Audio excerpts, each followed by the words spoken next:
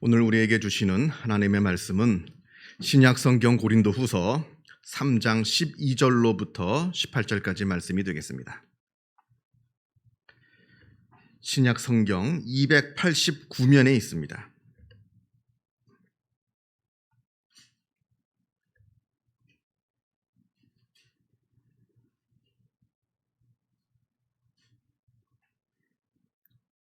고린도후서 3장 12절로부터 18절까지 말씀을 봉독합니다. 이 계시의 말씀을 봉독할 때에 살아계신 하나님의 음성을 다 함께 들으실 수 있기를 바랍니다.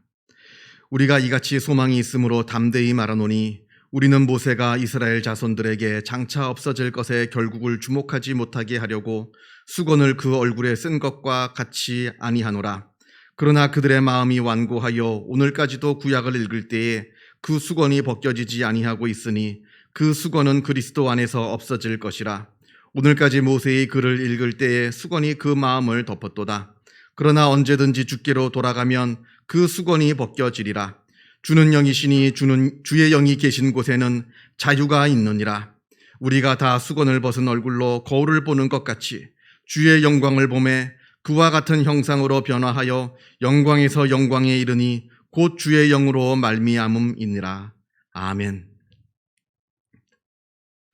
신약성경 사도행전 10장을 보면 고넬료라고 하는 로마 군대 백부장이 성령을 받는 장면이 나옵니다. 이 사건은 기독교 복음에 있어서 아주 일대 전환기적인 사건이라 말하지 않을 수가 없습니다. 이때까지만 하더라도 성령이라고 하는 것은 오직 이스라엘 사람들만이 받는 것이다, 이렇게 여겼습니다. 오직 이스라엘 사람들만이 하나님의 선민이고 또 그렇게 하나님께 선택받은 사람들만이 하나님의 성령을 받을 수가 있다. 이것이 오랜 시간 동안 이스라엘 사람들 가운데 자리 잡고 있었던 오랜 신앙의 전통이었습니다. 왜 성령 받는 게 중요하냐 하면 성령을 받았다라고 하는 것은 구원을 받았다 하는 것을 의미하기 때문에 그러합니다. 그렇게 그런 줄만 알았던 성령이 이제 이방인에게도 임하게 된 겁니다. 그것도 이스라엘을 지배하고 있는 저 점령군 로마 군대 장교에게 임하게 되었습니다. 이 사건으로 인해 예루살렘 교회 안에서 큰 한바탕 논쟁이 벌어집니다. 이 이방인이 성령을 받은 이 사건을 우리가 어떻게 봐야 하느냐? 아주 뜨거운 논쟁이 예루살렘 교회 안에서 벌어지게 됩니다. 한참 논쟁이 벌어진 그 다음에 드디어 베드로가 한마디 합니다. 우리가 주 예수 그리스도를 믿을 때 주신 것과 같은 그 선물을 하나님께서 그들에게 주셨으니 내가 누구이기에 하나님을 능히 맡겠느냐? 우리가 예수를 믿을 때 받는 선물이라고 하는 것은 성령을 말합니다. 그 성령을 하나님께서 저들 이방인들에게 주셨는데 내가 누구이기에 하나님을 막을 수 있겠느냐? 그렇지 않습니까? 성령을 주시는 분은 하나님이시죠. 내가 주는 게 아닙니다. 선물은 주는 사람 마음이지 옆에서 보는 사람이 줘라 말아라 말할 수가 있는 게 아닙니다. 아무리 저 로마 군대 점령군이 밉다 하더라도 하나님께서 주시고자 하시면 주시는 겁니다. 내가 마음에 드니 안 드니 그 말을 할 수가 없습니다. 내가 마음에 드냐 안 드냐는 중요한 게 아닙니다. 하나님 마음이 중요합니다. 하나님께서 주시고자 하는 자에게 하나님의 성령을 주시는 겁니다. 근데 당신들이 뭔데? 된다 안 된다? 하나님께 이렇게 말할 수가 있겠느냐? 베드로가 이 말을 하는 겁니다. 그래서 결국 무슨 뜻입니까? 결국은 하나님 마음이라는 거예요. 하나님 자유입니다. 하나님께서 자유를 가지고 하나님께서 주시고자 하시는 자에게 주시는 것이고 하나님께서 자유를 가지고 주시지 않는 자에게 주시지 않는 겁니다. 그래서 우리가 이래라 저래라 하나님께 간섭할 수가 없다. 그래서 여러분, 성령의 본질은 자유에 있습니다. 성령의 본질은 자유입니다. 성령이 오고 가는 것 다 이러합니다. 예수님의 말씀대로 바람이 임의로 불매 그 소리는 들어도 어디서 와서 어디로 가는지 알지 못하나니 성령으로 난 사람도 다 그러하니라. 성령은 임의로 부는 바람이라 합니다. 마음대로 불어와서 마음대로 떠나갑니다. 그게 어디로 와서 어디로 가는지 알지는 못합니다. 그게 다 하나님의 자유이기 때문에 그러합니다. 그도 그럴 것이 성령이라는 말 자체가 바람입니다. 뜻이 구약 성경에서는 히브리어로 루아흐라고 하기도 하고 신약에서는 헬라어로 프노이마라고 하는데 둘 다 바람이란 뜻입니다. 그래서 성령은 임의로 와서 임의로 가는 바람입니다. 그래서 성령은 바람처럼 자유롭습니다. 어디든지 하나님께서 성령을 보내시고자 하는 곳에 자유롭게 갑니다. 성령께서 임하시고자 하시는 곳에 자유롭게 성령은 가십니다. 그래서 인간이 안 됩니다, 여기는 성령이 올 수 없습니다, 이렇게 감히 말할 수가 없는 겁니다. 왜냐하면 하나님 마음이기 때문에 그러합니다. 우리는 인간적인 기준을 내세워서 성령의 사역을 제한하려고 합니다. 이런저런 인간만의 기준을 내세워서 우리 이스라엘 사람들에게 오시는 건 되지만 저 이방인들에게 가는 것은 안 됩니다. 우리 백인들한테 오는 것은 되지만 저기 유색 인종들한테 성령이 가는 것은 안 됩니다. 우리 남자들에게 임하는 것은 되지만 저기 여자들한테 성령이 임하는 것은 안 됩니다. 불과 100년 전만 해도 이랬습니다. 실제로 성령은 특정한 사람들만의 전유물인 줄 알고 다른 곳에 자기가 좋아하지 않는 곳에 성령이 임하는 것을 사람들이 반대했습니다. 자기가 뭐라고? 성령은 자유인데. 이렇게 자유롭게 성령께서 인간이 갖고 있는 모든 제한들을 다 부숴버리시고 자유롭게 역사하신 것이 바로 성령의 역사이고 지난 2000년 복음의 역사라, 이렇게 말할 수가 있습니다. 그런 의미에서 성령을 받은 우리는 늘 자유롭습니다. 자유합니다. 자유함이 없는 사람은 성령의 사람이 아닙니다. 그리고 성령의 사람이라 하면 늘 자유합니다. 무엇인가에 붙들려 있어가지고 그것에 노예 생활을 하고 있는 삶은 바로 성령의 사람, 그리스도인의 삶이라 말할 수가 없다는 겁니다. 자, 우리 그리스도인들은 죽음의 공포로부터 자유롭습니다. 사실 우리 인간을 근원적으로부터 붙들고 억누르고 있는 것이 바로 죽음의 공포 아니겠습니까? 그런데 우리 믿음의 사람, 성령의 사람들은 천국을 믿고 알기 때문에 죽음의 공포로부터 늘 자유합니다. 우리 그리스도인들은 미래의 불안으로부터 자유롭습니다. 한 치 앞도 내다볼 수 없는 그 미래의 상황. 사람들은 자기 앞에 그 미래의 상황을 알지 못해가지고 늘 불안에 떱니다만, 그러나 우리 그리스도인들은 하나님께서 나의 삶을 지켜주시고 인도하여 주신다 하는 것을 알고 믿기 때문에 미래에 대한 불안으로부터 늘 자유롭습니다. 또한 동시에 과거로부터도 자유롭습니다. 세상의 사람들은 과거에 얽매여 삽니다. 과거에 그때 그 사건, 과거에 그때 그 사람, 그 과거의 일로 늘 붙들려 살고 있습니다. 그때 그 사건 때문에, 그때 그 사람 때문에 지금 내가 이 모양 이 꼴이 되었노라고. 그때 그 사건만 아니었더라면, 그때 그 사람만 없었더라면, 이렇게 과거의 일 때문에 사람을 원망하고 세상을 저주하면서 살아갑니다만, 우리 그리스도인들은 이 모든 과거로부터 다 자유합니다. 왜냐하면 그것들도 다 하나님의 크신 섭리 안에서 이루어진 사건임을 우리가 알기 때문에 그러합니다. 그 모든 사건들을 다 합력하여서 선으로 바꾸시는 하나님을 우리가 믿고 있기 때문에 과거의 그 사건, 과거의 그 사람이 나를 아프게 했다 하더라도 그것에 얽매여 있을 필요가 없다 하는 겁니다. 여러분, 우리가 과거를 되돌아보면 그렇잖아요. 늘 좋은 일만 있어서 좋은 게 아닙니다. 좋은 일이 있어도 그것이 잘못되는 일도 있고요. 과거에 그 안 좋은 일 때문에 오히려 더 좋은 일이 벌어지는 일들도 있습니다. 그게 세상 사람들은 새옹지마라고 그러잖아요. 세상 사람들도 고백하는 그 고백을 왜 우리 믿는 자들은 고백하지 못하는 겁니까? 그래서 과거에 얽매일 필요가 없는 겁니다. 이것을 알기에 우리 그리스도인들은 과거로부터도 늘 자유롭습니다. 나의 죄를 용서하시는 십자가의 은혜를 알기 때문에 죄책감으로부터도 우리 그리스도인들은 자유롭습니다. 많은 사람들이 과거에 자기의 잘못을 후회하면서 삽니다. 세상에 후회 없는 삶은 없을 겁니다. 모든 사람들은 다 한 가지 이상씩 후회를 갖고 삽니다만, 그러나 후회라고 하는 것은 우리를 괴롭게만 할 뿐이지 그게 어떠한 것도 바꾸어 놓을 수 있는 능력을 갖지 못합니다. 후회만 할 뿐입니다. 괴로울 뿐이에요.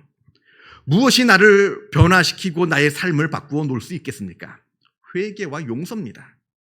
회개와 용서를 받아야 나의 죄책감으로부터 내가 자유할 수 있고 그것이 나를 새롭게 변화시킬 수 있는 겁니다.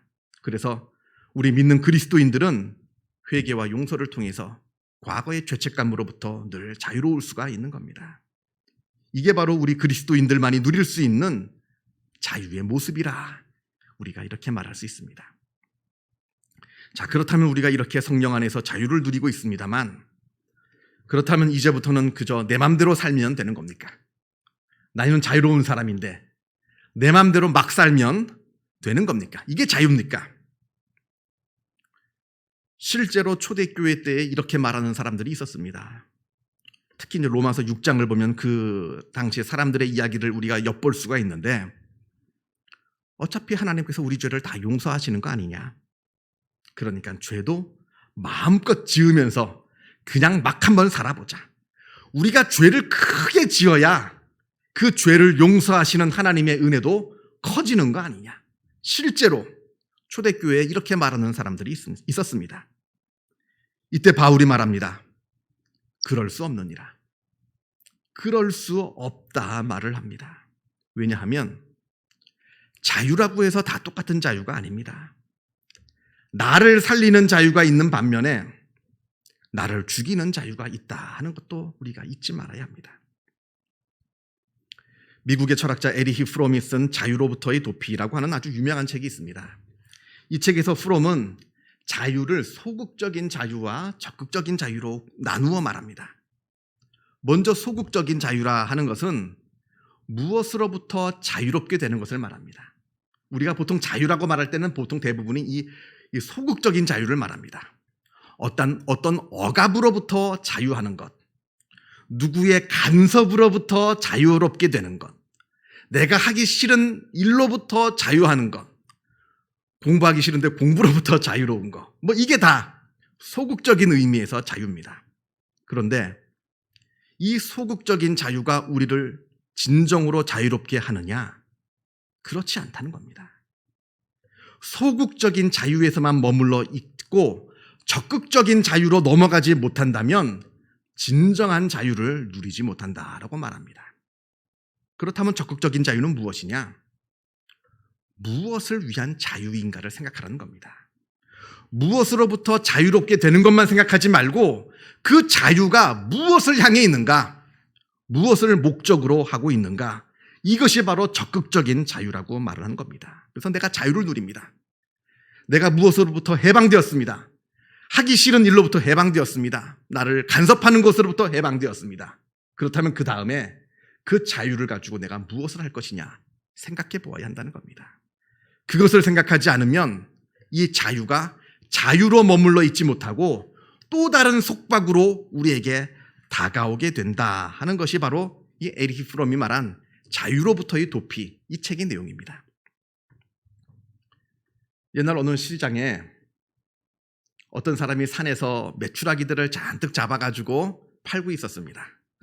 메추라기들을 잡아가지고 도망가지 못하게 발에다가 이제 끈들을 다 묶어가지고는 나무에다 묶어서 그 나무를 땅에 이렇게 박아놓고는 한 마리씩 파는 겁니다. 그래서 이 메추라기들은 발에 끈이 묶였기 때문에 날아가질 못합니다. 근데 그 시장을 지나가던 어떤 사람이 메추라기들을 보니까 갑자기 불쌍한 마음이 들었어요. 그래서 자기가 거금을 들여서 이 메추라기들을 사가지고 풀어주려고 마음을 먹고 이 메추라기들을 다 샀습니다. 사놓고는 이 메추라기들의 발에 묶여있는 끈들을 다 풀어주고는 다 날려줬습니다. 이 메추라기들이 날아가는 듯 하더니 이게 웬일입니까? 다시 그 자리로 다 모여드는 겁니다. 그 장사꾼이 주는 먹이를 먹기 위해서. 그래서 이 새들은, 메추라기들은 다시 다 붙잡혀가지고 다시 팔려가는 신세가 되었고, 이 사람은 괜히 괜한 돈만 썼다 하는 그런 이야기가 있습니다. 제가 독일에 유학을 갔을 때가 2002년입니다. 그러니까 독일이 통일된 지 12년이 된 때입니다. 12년이라고 하는 게 어떻게 보면 길다면 길 것이고 또 짧다면 짧은 시간인데, 사실 독일이 통일되는 과정을 보면 갑자기 이루어졌습니다. 어느 날 갑자기 통일이 이루어졌거든요. 그러니까 동독 사람들 입장에서 보면 어느 날 갑자기 자유가 자기한테 찾아온 겁니다. 그렇게 갑자기 찾아온 자유, 그 12년간 그 자유를 누리다 보니까 물론 처음엔 좋았죠. 처음엔 좋았습니다. 자유라고 하는 것이 얼마나 좋습니까? 그래서 이제 이런 우스갯소리도 있는데, 통독되기 전에 동독에 있던 개가 서독으로 도망을 갔답니다. 그래서 사람들이, 기자들이 몰려와서 그 개한테 물었습니다. 지금 우스갯소리 하는 겁니다. 진지하게 굉장히 듣고 계신데, 서독에 있는 기자들이 동독에서 넘어온 개를 보고 이제 묻습니다. 왜 동독에서 먹을 것을 안 주더냐? 그랬더니 이 개가 아니라 합니다. 그러면 동독에서 무슨 학대를 받았느냐? 그랬더니 그런 적도 없다고 합니다. 그렇다면 왜 서독으로 넘어왔느냐? 그랬더니 그 개가 하는 말이 마음껏 짖을 수가 없어서, 마음대로 짖을 수가 없어서 자유를 찾아 서독으로 왔다 합니다. 물론 우스갯소리입니다만 그만큼 자유가 소중하다는 이야기입니다. 그렇게 처음에 통독이 되어서 동독 사람들이 마음껏 자유를 누려서 좋았는데, 그런데 점점 그 자유가 부담스러워지고 또 두려워지는 겁니다. 왜냐하면 자유라고 하는 것에는 반드시 책임이라고 하는 것이 뒤따르기 때문에 그러합니다. 예전에 공산치하에서는 그냥 시키는 대로만 했으면 됐습니다. 시키는 대로만 하면 먹을 것을 주고 입을 것을 주고 살 집을 줍니다. 시키는 대로만 하면 의식주가 해결이 되었습니다. 그런데 이제 통일이 되자 자유롭게 된 것은 좋은데, 근데 그 자유에 대한 책임이 무거운 겁니다. 내가 내 스스로 내 의식주를 해결해야 되는 상황이 되고 만 겁니다. 그래서 지금은 모르겠습니다. 지금도 그러는지 모르겠습니다만 제가 독일에 있을 때만 해도 다시 동독 시절로 돌아가고 싶다 하는 사람들이 제법 있었습니다. 그리고 이게 또다시 새로운 하나의 사회적인 문제로 부각이 된 겁니다. 자꾸 동독 시절로 돌아가고자 하는 사람들 때문에. 아니, 다시 동독으로 돌아가다뇨. 이게 무슨 말입니까?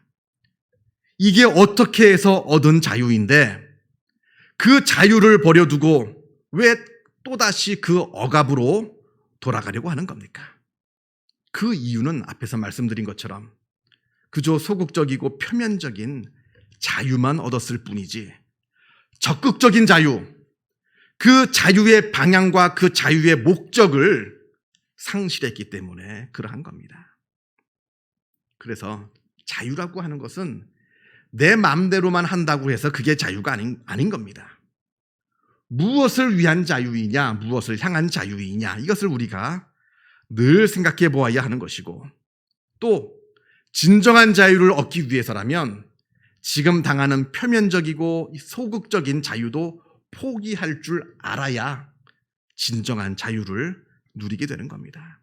그래서 그 진정한 자유, 그 적극적인 자유를 우리가 바라보지 못하고 그것을 위해서 지금 내가 누리고 있는 이 소극적인 자유를 포기할 줄 모른다라고 한다면 그 사람은 자유가 아니라 영원한 노예의 생활을 살 수밖에 없을 것이다. 이게 앞에서 말씀드린 에리 프롬의 자유로부터의 도피, 그 내용입니다. 오늘 본문에 주의 영이 계신 곳에 자유함이 있다 합니다. 바로 성령 안에서 자유가 있는 겁니다.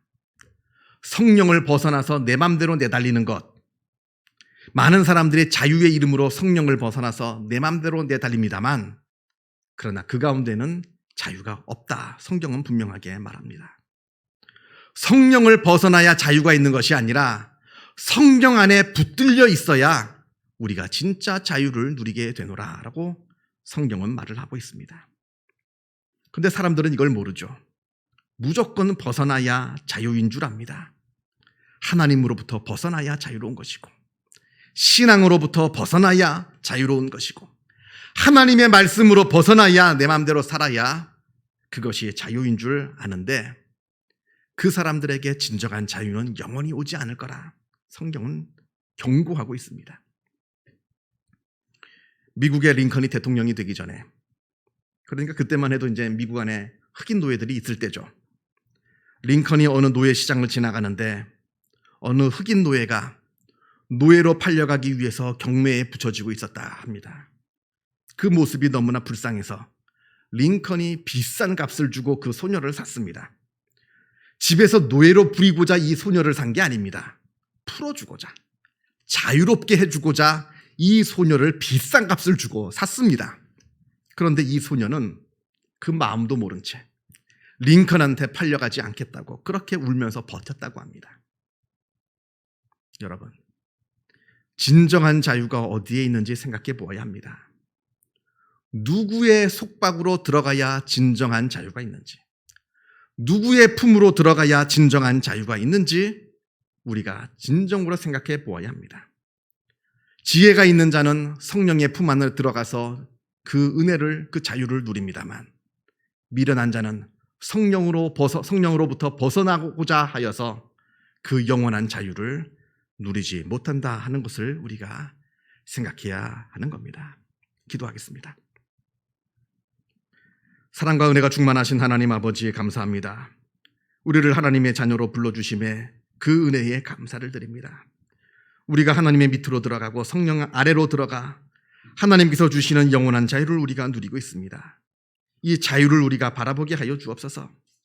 우리 마음대로 살고자 하나님으로부터 떠나지 않게 하여 주시고, 내 마음대로 살겠다고 성령에서 벗어나지 않게 하여 주옵시며, 우리가 늘 하나님의 품 안에, 성령의 품 안에 머물러 살면서 하나님께서 주시는 그 귀하고 복된 진정한 자유를 누리면서 살아가게 되는 복된 역사가 있게 하여 주옵소서. 모든 것 주님께 감사드리오며 이 모든 말씀 우리 주 예수 그리스도 이름으로 기도하옵나이다. 아멘.